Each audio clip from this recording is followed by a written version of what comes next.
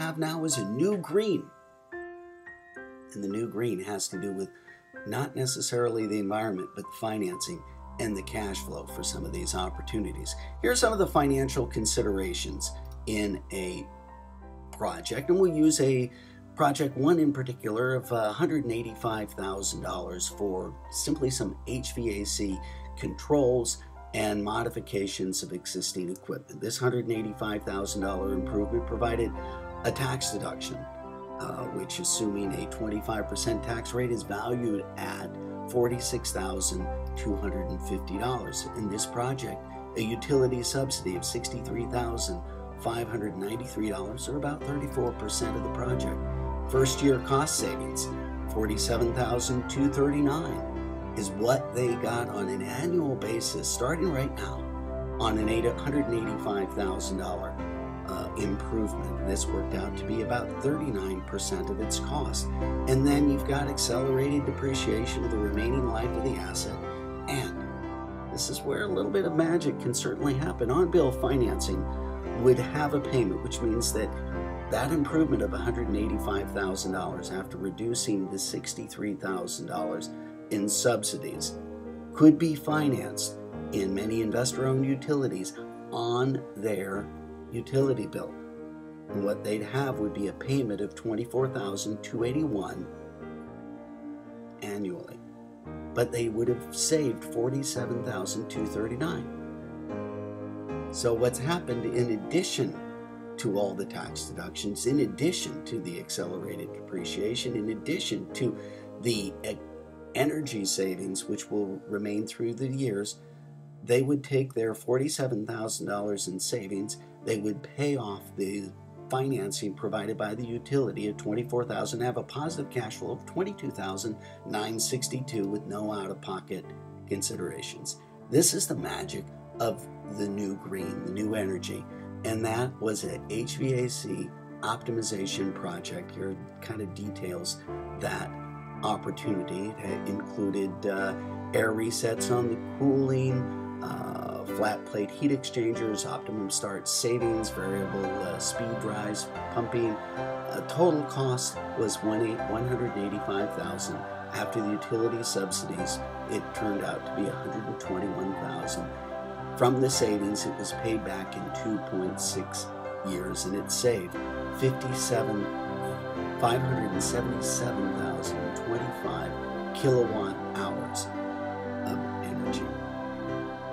Again, this is going to play a role not only in today's economic savings, but in tomorrow's issues. On-bill financing, an important consideration because investor-owned utilities have mandatory on-bill financing, which has been required by the California Public Utilities Commission. And this is a 5-year maximum loan for private properties, is 0% interest. You can go to a 10-year loan on government-owned buildings, still at 0% interest.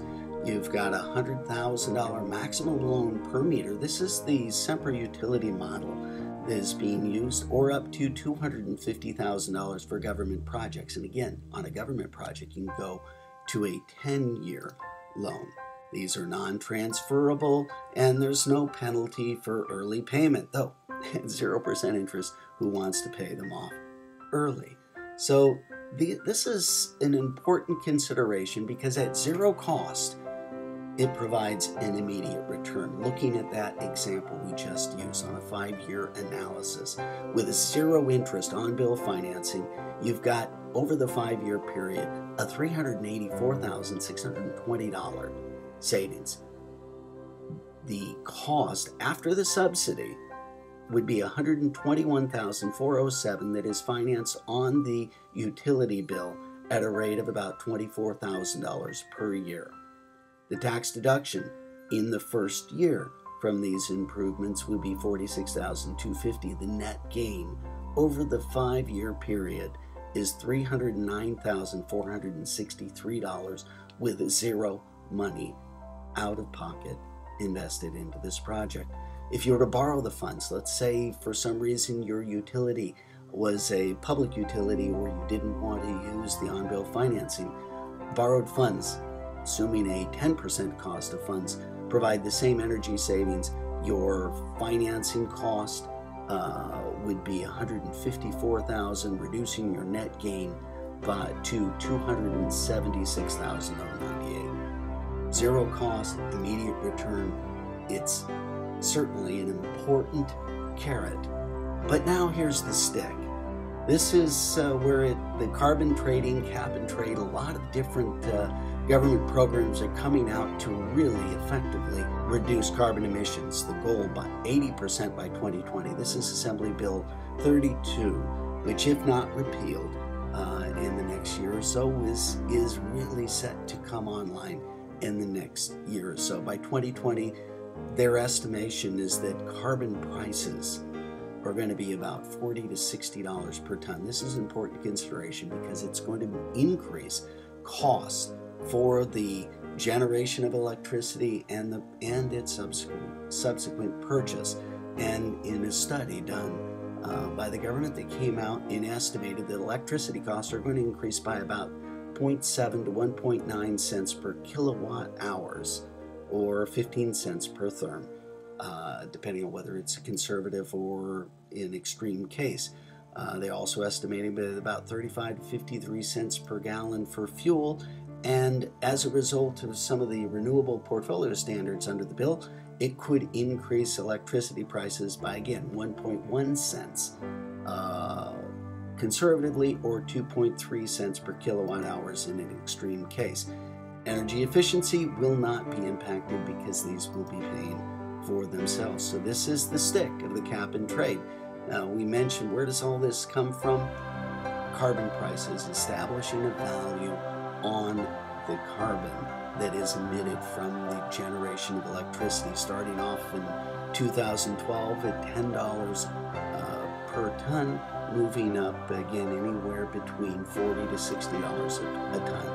Looking at the big stick is certainly affecting this market a little bit, and that price is going to be moving up. And here's how it equates to a cost per kilowatt at $20 all the way to $60. The cost per kilowatt hours of electricity could be a total of 3.67 cents all the way up to a potential of 11.3 cents. Bottom line, whether it's the carrot or the stick, we're going to be seeing higher energy prices, and we want to save as much as we possibly can.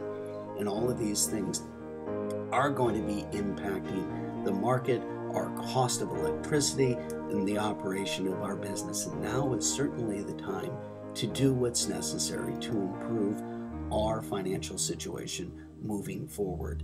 Enterprise carbon accounting, we've got a new economic model. Business needs to be able to quantify green. Your business, your property needs to be able to put a dollar sign, a output, its impact on the environment needs to be accounted for, and a carbon footprint needs to be measured step by step. And we're not talking just about regulatory concerns. The opportunity here has to do with marketing and economic considerations, the cost that you have, how it impacts the business and the perception of your business. And we need to provide the systems in place to process, track, and measure these improvements. It starts with the energy efficiency and the upgrading the systems, moving you to new